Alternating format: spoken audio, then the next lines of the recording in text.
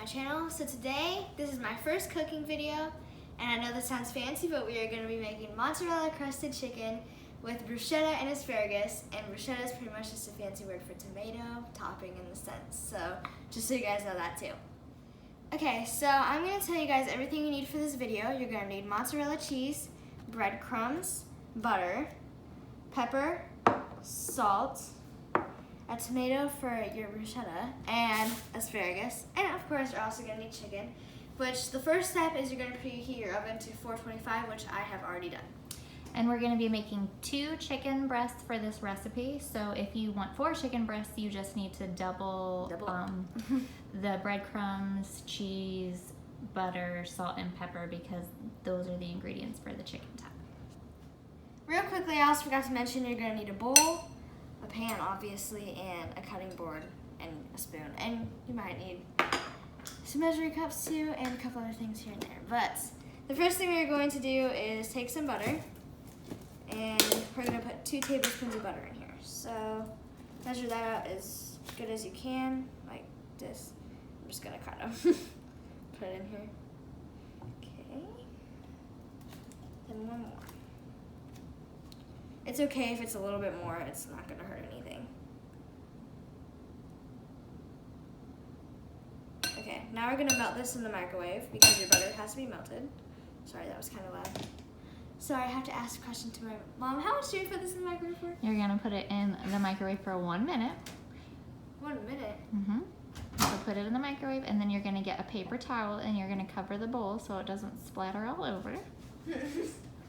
Usually I'm actually pretty good about that. Yes. And she's going to melt it in the microwave for 1 minute, and then she's going to wash her hands really good. She's got butter on them. And I got butter on the microwave too, by the way. So your melted butter should look somewhat like this. It's really not a lot of melted butter. You don't need too much. So we're going to take a ½ cup of our mozzarella cheese and put that in here. And that's going to make it a little more liquidy.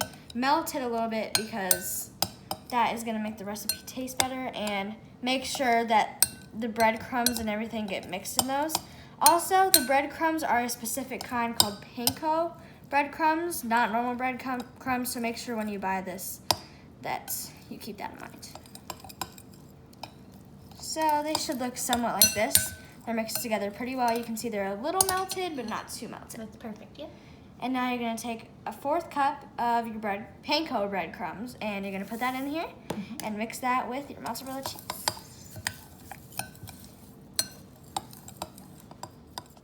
So make sure that is all mixed together. Ooh, that paint, it's kind of hot, but yeah. And now we're going to take a dash of salt, not too much, probably about that much, and a dash of pepper. All right, and we're going to mix that into here just to give it a little bit more flavor.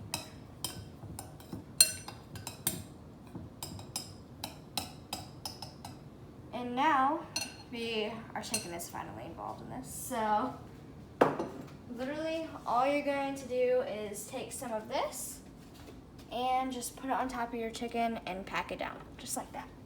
And make sure both of the chicken breasts are covered, just like that. Okay, so I washed my hands before I got to this part, because whenever you touch chicken, you have to wash your hands. So make sure you do that too. Now we're gonna put this in the oven for 15 minutes, because I know that doesn't seem like a while for chicken to cook, because that is not the whole time. After this 15 minutes, we're gonna put the asparagus on the same pan, just so we don't have to use more pans and things. But now we're gonna get into the next part while our chicken is cooking. So now we're gonna get started with our asparagus. Our chicken's still in the oven. It's been like 2 minutes since the last clip. So we washed it, and now it's ready to go.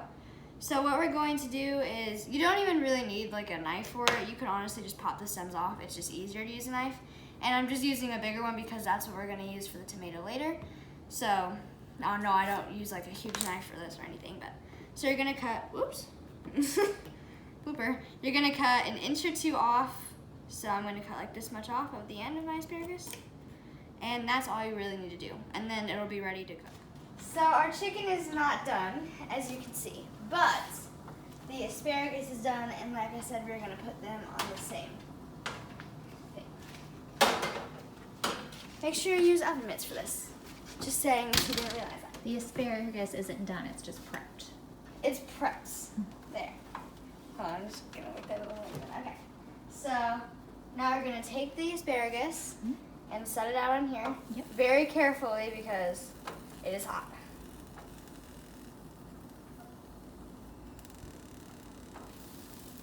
And they don't really have to be far away from each other at all. I mean, you can make them far away from each other if you want. Kind of put them all over the place because you have to fit them all on here. I think we decided to make 12. I'm pretty sure that's what the final one was for us. Okay. Now we're going to take a little bit of oil, not too much.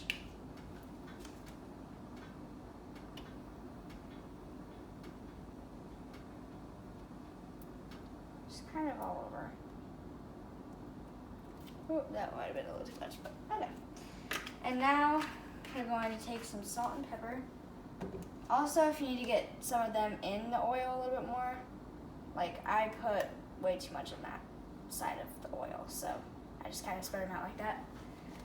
And then you're going to take some salt and pepper, which we both like quite a bit on ours, so we put a decent amount on here. And I like the flavor a lot, so I usually even put some more on when I get to the table. And that is all you guys have to do. Also, I forgot to mention you have to put it back in for 12 minutes, so. Oh, wrong side of the oven mitt. And then that should make your chicken and your asparagus cook pretty much perfect.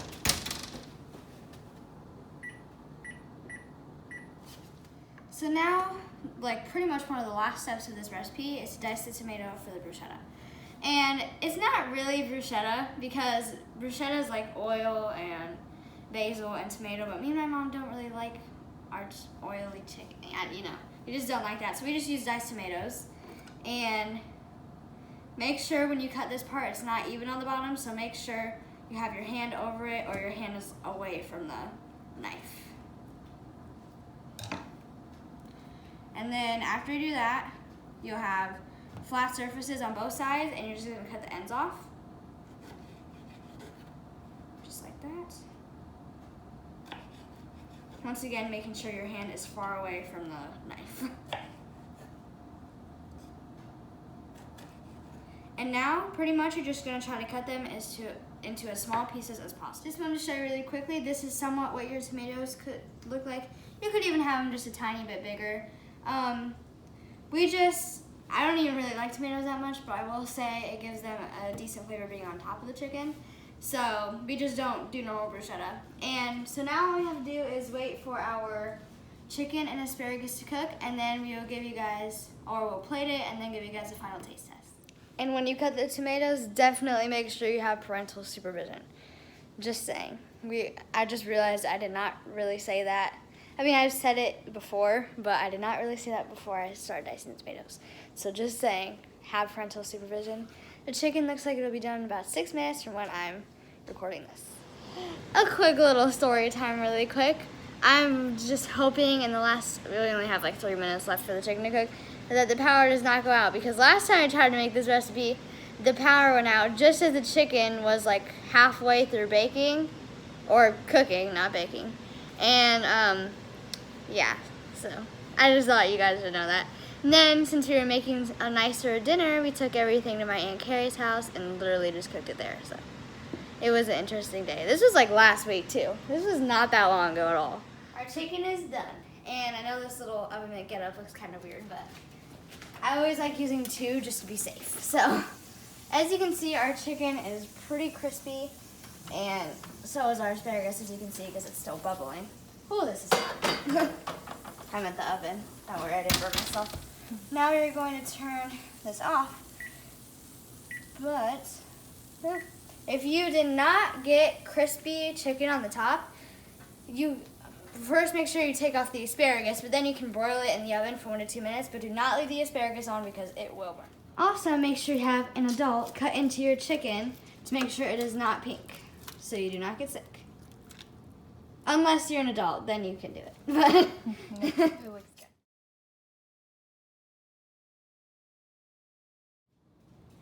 And it is finally done, guys. It's taken us about an hour to do this, 50 minutes, an hour. And we have our chicken here and our bruschetta right here. It's really just diced tomatoes. And then our asparagus over here. So I'm gonna give you guys the official taste test. I'm gonna have to blow this off because it's still kind of hot. Because we literally just took this out of the oven a second ago. But as you can see, the steam coming from the chicken. I don't know if you guys can see that, but I can. Trying to blow this off, but I bet this looks weird on camera.